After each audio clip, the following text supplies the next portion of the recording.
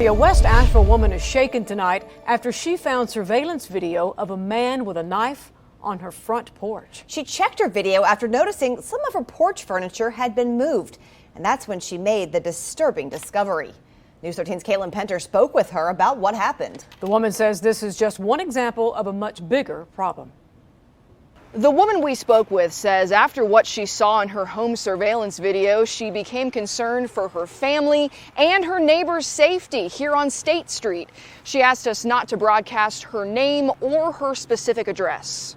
A West Asheville woman says this is video of her front porch at around 7:45 Wednesday morning. You can see a man with a knife pacing the porch. I had a really hard time falling asleep last night. The woman says luckily no one was home. She says as a mom with many neighbors who also have kids, this terrifies her. I see people under the influence of drugs all the time. She says she tried to call police about it on Wednesday, but was told it would be hours before she got a call back. She says she's heard about the recent drop in police officers at Asheville Police. More than 60 officers have left the department. There's just not very many of them, and they don't get a lot of support. She says it's time to figure out a solution, casting some doubt on the effectiveness of the needle exchange program in West Asheville. You want to help these people, but on the other hand, you have people who live in that area who are concerned for the safety of their family, and they say, you know, that's not working, it seems like. Sure.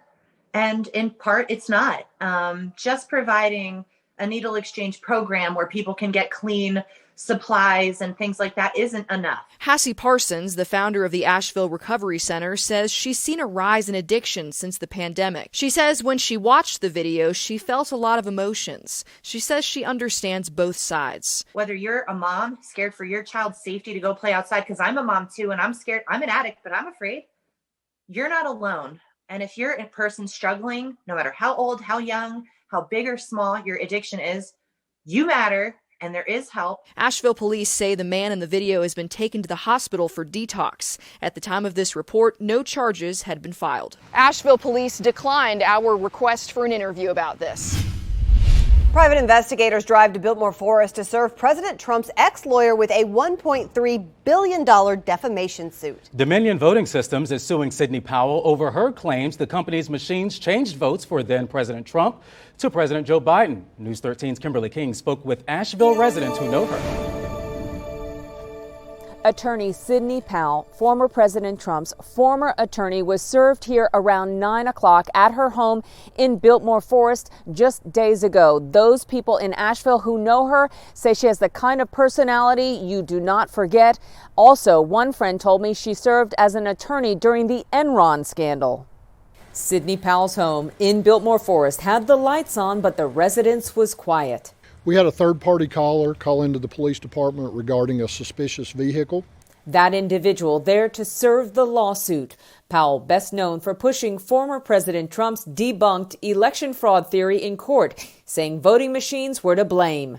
What we are really dealing with here. Attorneys for the voting machine company in court documents state Powell avoided service for weeks, forcing Dominion to hire private eyes to pursue her across state lines. Since the election and, some of the high-profile attention she's been getting, she's had threats to her security. It's why her attorney says there were problems finding her. Her home, appraising at over $1 million, is in a limited partnership called Fox Partners, with a mailing address in Dallas, where she reportedly lives.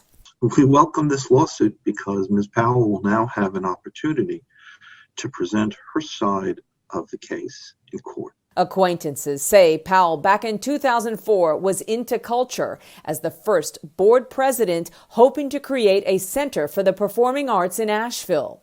She's the kind of person who takes on projects, Carol McCullum, who knew her, said, and likes the glory and name recognition of being in charge. I'm shocked she stood with Giuliani and defended Trump.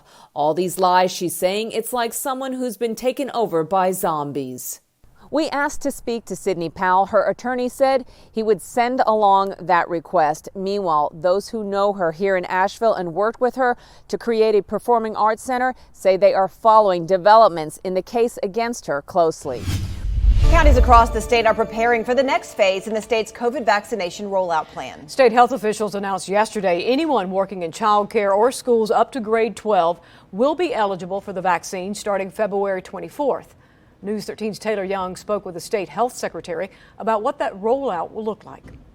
The state says it's moving into the next phase gradually because of vaccine supply and how large the next group of frontline essential workers is. Those working in childcare and schools, such as teachers, bus drivers, maintenance, and food staff, will be the first in Group 3 to be offered the vaccine. The state is estimating that to be around 250,000 people. Supplies remain extremely limited. It doesn't mean on the 24th we're going to get everyone, or even in that first week, but it does mean they can start to be eligible, and then we'll work through it knowing that supply is limited. In Buncombe County, health officials say they are currently vaccinating people on the wait list who are 65 years and older and healthcare workers. In a statement to News 13, the health department said county leaders are in conversation about the equitable distribution of vaccines to all eligible groups. However, final details on the logistics of Group 3 are not available at this time. In Henderson County, a spokesperson for the health department says they are working to understand what impacts moving into Group 3 may have on current vaccine efforts.